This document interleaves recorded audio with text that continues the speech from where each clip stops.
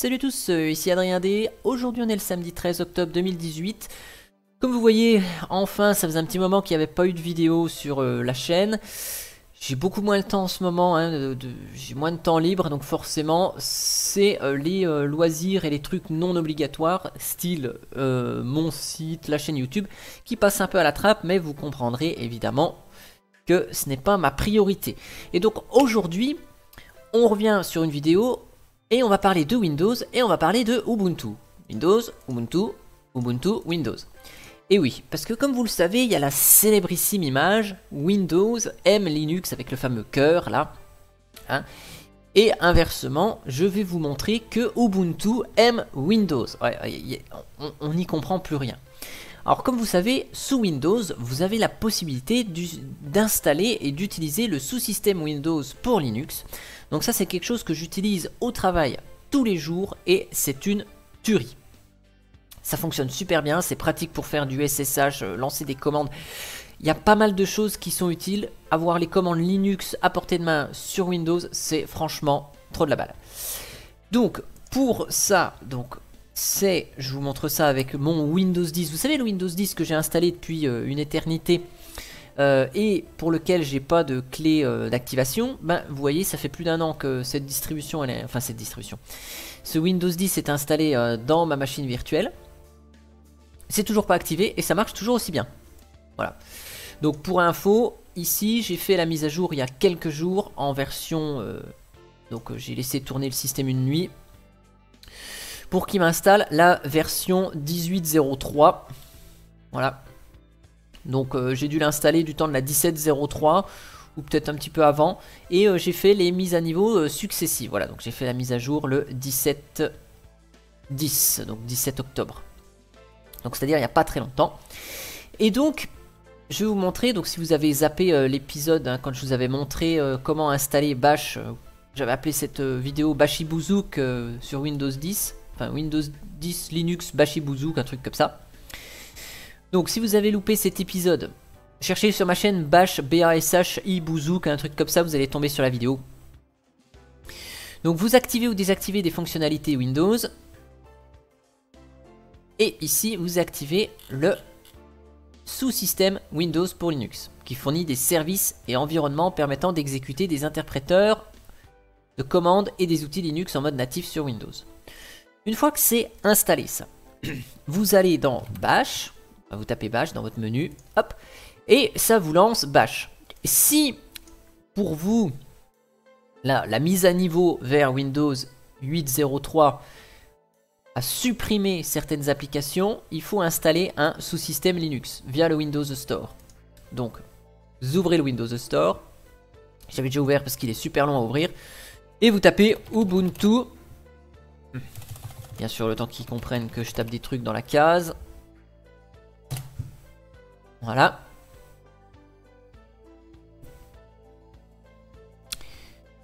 Voilà. Donc ici, Linux sur Windows, absolument. Donc, installer, exécuter des environnements Linux côte à côte sur Windows Subsystem for Linux. Voilà. Et donc là, vous installez la distribution de votre choix. Donc il y a du Fedora, je crois qu'il y a du OpenSUSE. Moi, je vais prendre Ubuntu ici. Et donc pour installer Ubuntu, c'est pas très compliqué. Vous cliquez dessus. Vous attendez que le bazar se mette en route, voilà. Et donc ici, voilà. Ça vous permet d'utiliser plein de petites applications comme ça. Bien évidemment, c'est pas disponible sur le Windows 10S. Donc pour ceux qui connaissent pas cette cochonnerie de Windows 10S, en fait c'est un Windows 10 qu'on trouve sur des tablettes. C'est un Windows 10 qu'on trouve sur des tablettes ou sur certains PC portables. Vous voyez ça pas cher, vous te dites ah ouais cool c'est super, et en fait Windows 10S c'est une vraie merde. Vous ne pouvez strictement rien installer à part les applications du Microsoft Store. C'est-à-dire que si vous voulez installer votre logiciel d'imprimante, vous pouvez pas. Vous voulez installer Firefox depuis le site officiel, vous ne pouvez pas. Vous voulez installer un antivirus, vous ne pouvez pas. Bref, vous ne pouvez rien faire, vous ne pouvez que installer des applications qui sont disponibles sur le Microsoft Store. Voilà, donc ça c'est une vraie cochonnerie à ne pas utiliser évidemment. Donc là vous voyez le Ubuntu se télécharge et une fois que ce sera terminé, en lançant bash, on aura bien sûr le Ubuntu à notre disposition. Petite information, si vous avez un antivirus sur Windows, le temps que ça se télécharge et ça s'installe. Si vous avez un antivirus sur Windows et que cet antivirus s'appelle Kaspersky, ce qui est le cas hein, sur mon PC de boulot, hein, on utilise Kaspersky pour le moment, vous ne pourrez pas faire de mise à jour. Vous ne pourrez pas faire de mise à jour de votre Ubuntu. Donc là, je vais lancer Ubuntu pour procéder à l'installation. Voilà. Et donc, si vous ne pouvez pas, ici, donc ça je vais réduire, le temps que ça s'installe. Si vous ne pouvez pas mettre à jour votre Ubuntu, il vous dit que les serveurs sont injoignables. En fait, le problème... Alors, ce qui serait bien, c'est que le machin ici casse, là, bon, ok.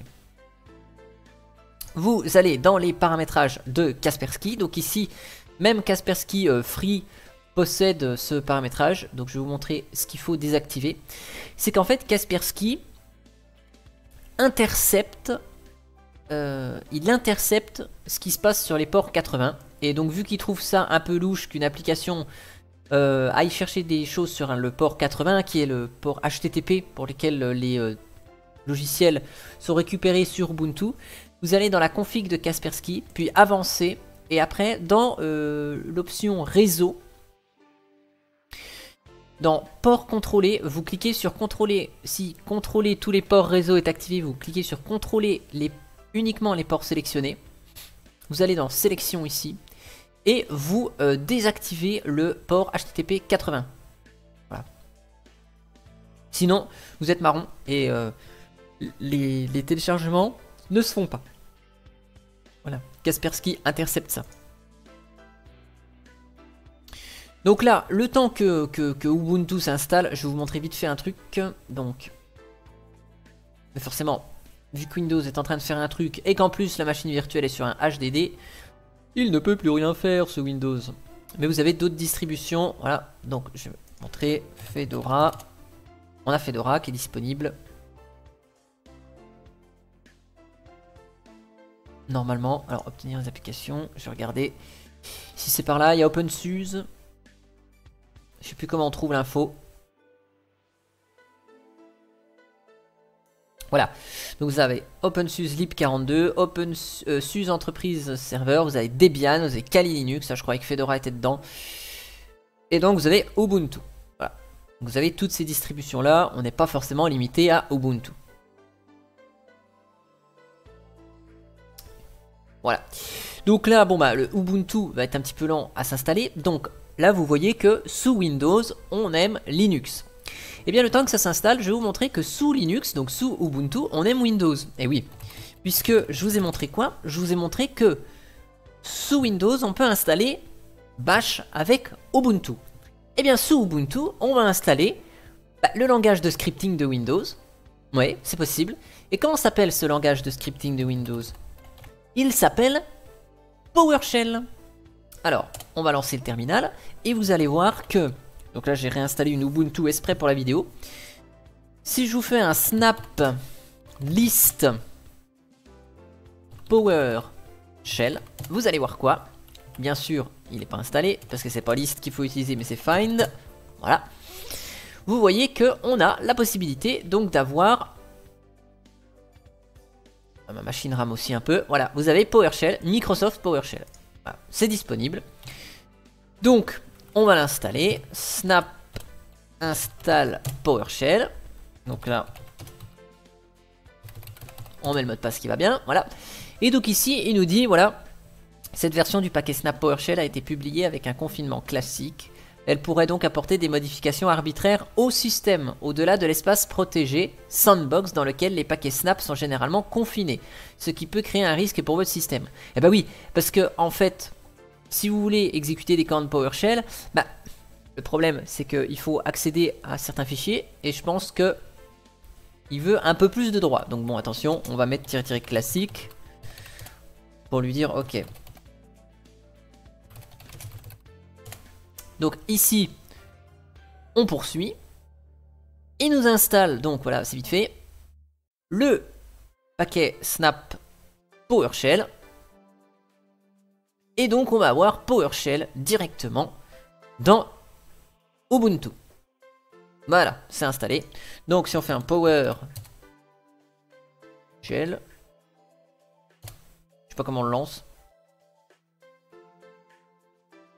Donc bien évidemment, voilà, PowerShell est toujours aussi lent à lancer. Voilà, donc on a la petite invite de commande PS. Donc normalement la commande clear, je crois qu'elle marche pas. Si, elle marche quand même.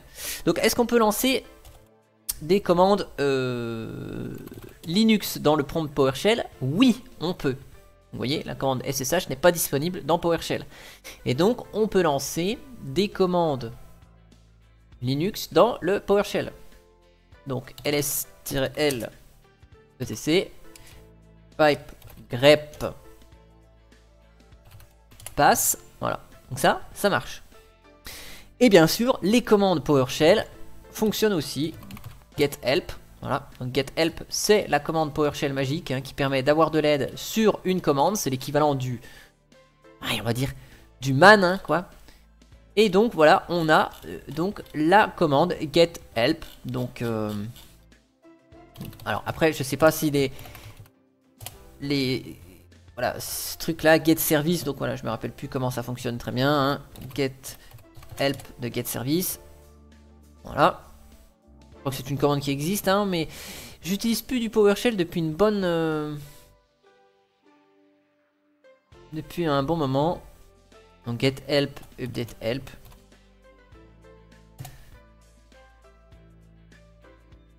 Get... Voilà, donc ça, on a toutes les commandes qui sont disponibles. Donc du PowerShell. Alors je croyais get service de mes... Alors il n'y a peut-être pas tout, bah oui, parce que get service ça va prendre les services de Windows, on n'a pas de Windows. Alors par contre, alors, si on fait get process, et ben il nous liste les processus à la méthode Windows. Voilà. Donc je vais remonter, voilà. Et donc on a les commandes qui fonctionnent très bien. Donc ça, on a du PowerShell sous Linux avec directement le snap install PowerShell. Donc on peut installer PowerShell sous Linux, c'est magnifique. Et donc je vais revenir à mon Windows qui j'espère a installé Ubuntu. Voilà. Ça a permis de meubler un petit peu. Donc là, on entre un nom d'utilisateur. Voilà. Pour terminer, pour finaliser l'installation d'Ubuntu.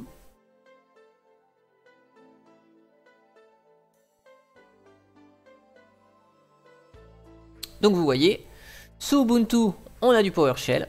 Et sous Windows, on a du Bash. C'est magnifique. Donc là, je vais mettre mon mot de passe habituel.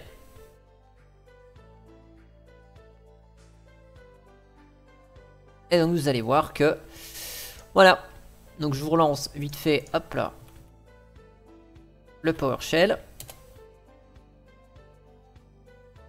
Get help pipe more, puisque la commande more évidemment existe en PowerShell. Donc get process, voilà. Magnifique. Du PowerShell d'un côté. Et on a du Linux de l'autre. Donc là par contre, je sais pas comment on fait pour grossir un peu la taille. Police. Donc on voit juste que c'est un tout petit peu plus lent sous Windows bien sûr. Voilà. Et donc là on peut lancer un top par exemple. Et on a un top sous Windows grâce à Bash. Voilà. Donc ls df. Voilà. Donc ls/mnt c. Wouh. Voilà. Donc on a la possibilité d'avoir du Bash sous Windows et d'avoir du PowerShell sous Linux. Voilà. Get version. Ça doit exister ça, non? Putain, non, ça n'existe pas. Get info. Non plus. Mon PowerShell est très loin. Je me rappelle au moins de get help, c'est déjà pas mal. Mais voilà, donc PowerShell sous Linux, Bash sous Windows, c'était la petite vidéo comique pour vous montrer que les deux étaient possibles. Voilà.